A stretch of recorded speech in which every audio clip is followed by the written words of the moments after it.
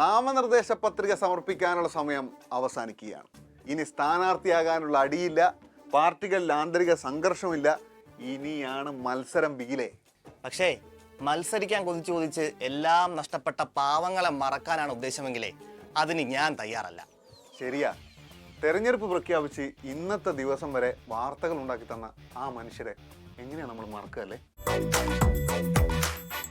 ഞങ്ങൾ അവതരിപ്പിക്കുന്ന ആദ്യത്തെ താരം സാക്ഷാൽ VM വിനു. അതാ വിനു സാർ വരുന്നു. വിനു സാർ, എന്താണ് സംഭവിച്ചത് എന്നതിനെ പറ്റി നിങ്ങളുടെ ധാരണ എന്താണ്? എനിക്കറിയാത്തൊരു ഏരിയയാണ്, എനിക്കറിയാത്ത സിനിമയാണ്, പിന്നെ എനിക്ക് കൂടുതൽ അറിയുന്ന കോഴിക്കോടാണ്. അതാണ് പ്രശ്നം. ഈ തെരഞ്ഞെടുപ്പിലൊക്കെ മത്സരിക്കാൻ ഇറങ്ങുമ്പോഴേ ഈ തെരഞ്ഞെടുപ്പുമായിട്ട് ബന്ധപ്പെട്ട അല്ലറ ചില്ലറ പോളിടെക്നിക് ഒക്കെ ഒന്ന് പഠിച്ചു വെക്കണ്ടേ? സാറിന് കോർപ്പറേഷനിൽ പോലും വോട്ടില്ല എന്നാണല്ലോ പലരും പറയുന്നത്. എന്താണ് ഈ അവസരത്തിൽ സാറിന് ചോദിക്കാനുള്ളത്? ഇതൊരു ജനാധിപത്യ രാജ്യമാണോ എന്നാണ് എനിക്ക് ചോദിക്കാനുള്ളത്. അതൊരു കനപ്പെട്ട ചോദ്യം തന്നെ. ഈ മത്സരത്തിന് ഇറങ്ങുമ്പോഴേ പട്ടികയിൽ പേരുണ്ടോ എന്നൊക്കെ നമ്മളൊന്ന് നോക്കണ്ടേ? നമ്മുടെ ഭാഗത്തും ചെറിയൊരു തെറ്റില്ലേ? ഇപ്പൊ എല്ലാ തെരഞ്ഞെടുപ്പിന്റെ സമയത്തും എനിക്ക് വോട്ടുണ്ടോ പറഞ്ഞാൽ എനിക്ക് തിരഞ്ഞെടുക്കേണ്ട കാര്യമില്ല. അത് ശരിയാ, ഇങ്ങനെ എപ്പോ നോക്കാൻ പറ്റുമോ? പക്ഷേ ശരിക്കും നിങ്ങൾ കഴിഞ്ഞ പ്രാവശ്യം വോട്ട് ചെയ്തിട്ടുണ്ടോ?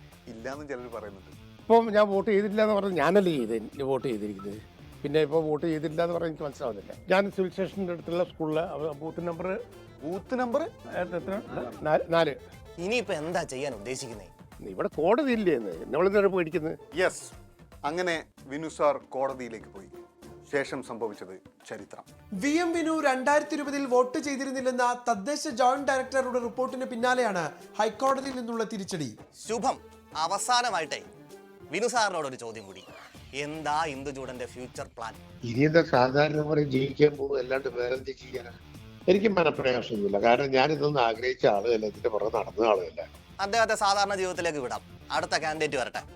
ഞങ്ങൾ അവതരിപ്പിക്കുന്ന അടുത്ത കാൻഡിഡേറ്റ് ശ്യാമള പ്രഭു. ഈ BJP നേതാവും ജനപ്രതിനിധിയൊക്കെ ആയിരുന്ന ശ്യാമള പ്രഭുവെ അസ്വസ്ഥയാണ്. ഇവരാകെ നശിപ്പിച്ചിട്ടിരിക്കുക. BJP നമ്മളെ ഒഴിവാക്കി, പകരം വേറെ സ്ഥാനാർത്ഥിയും വെച്ചു.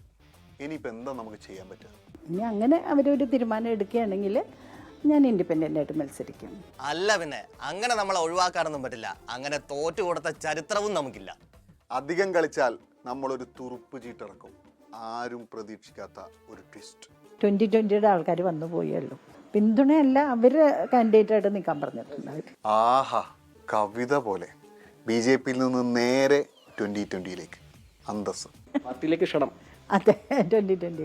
അപ്പൊ ശരി, എല്ലാവിധ ആശംസകളും ഞങ്ങൾ നേരുന്നു. ആരാണ് അടുത്ത താരം? തിരുവനന്തപുരത്ത് നിന്നും ഞങ്ങൾ അവതരിപ്പിക്കുന്നു സാക്ഷാൽ സഖാവ് K. ശ്രീകണ്ഠൻ. ദേശാഭിമാനിയുടെ മുൻ ബ്യൂറോ ചീഫായിരുന്നു ശ്രീകണ്ഠേട്ടൻ. പക്ഷെ ഒരു ആഗ്രഹം പറഞ്ഞിട്ടേ പാർട്ടി സാധിച്ചു കൊടുത്തില്ല. എൻ്റെ ഒരു ആഗ്രഹം പറഞ്ഞിട്ട് അതിനെ പാർട്ടി തീരുമാനിച്ചു. പാർട്ടി ജില്ലാ നേതൃത്വം തീരുമാനിച്ചു. ശരിക്കും നിങ്ങളോട് ആരാ മത്സരിക്കാൻ പറഞ്ഞു? മത്സരിക്കാൻ എന്നോട് രംഗത്തിറങ്ങിക്കോളാൻ, പ്രിപ്പയർ ആയിക്കോളാൻ വേണ്ടി കടകംപള്ളി സുരേന്ദ്രനാണ് വിളിച്ചു പറഞ്ഞത്. എന്നിട്ട് നിങ്ങൾ എന്ത് ചെയ്തു? ഞാൻ 6 ദിവസം പ്രചരണ രംഗത്തുണ്ടായിരുന്നു. എന്നിട്ട് എന്ത് പറ്റി? 6 ദിവസത്തെ താഴെ തട്ടിലുള്ള പ്രവർത്തനം മേലെ തട്ടിലുള്ളവർക്ക് പിടിച്ചില്ലേ? 6 ബൂത്തിലെ 4 ബൂത്ത് സെക്രട്ടറിമാർ എന്റെ പേരാണ് പറഞ്ഞത്. 4 ബൂത്ത് സെക്രട്ടറിമാർ പറഞ്ഞിട്ടും അവര് കേട്ടില്ല. എന്തൊരു ക്രൂരതയാണെന്നേ. അങ്ങനെ ഒരു കീഴ്വഴക്കം പാർട്ടി രീതിയും പാർട്ടിയിലില്ല.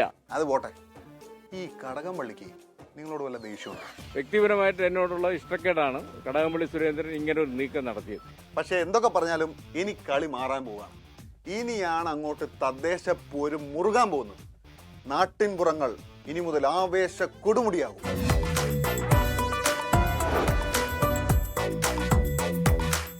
ലോകത്തെവിടെയായാലും ഏത് സമയത്തും 24 വാർത്തകളും ഓഗ്മെന്റഡ് റിയാലിറ്റി പാക്കേജുകളും എക്സ്പ്ലെയിനറുകളും വിശദമായി കാണാൻ ഞങ്ങളുടെ യൂട്യൂബ് ചാനൽ നിങ്ങൾക്ക് സബ്സ്ക്രൈബ് ചെയ്യാം.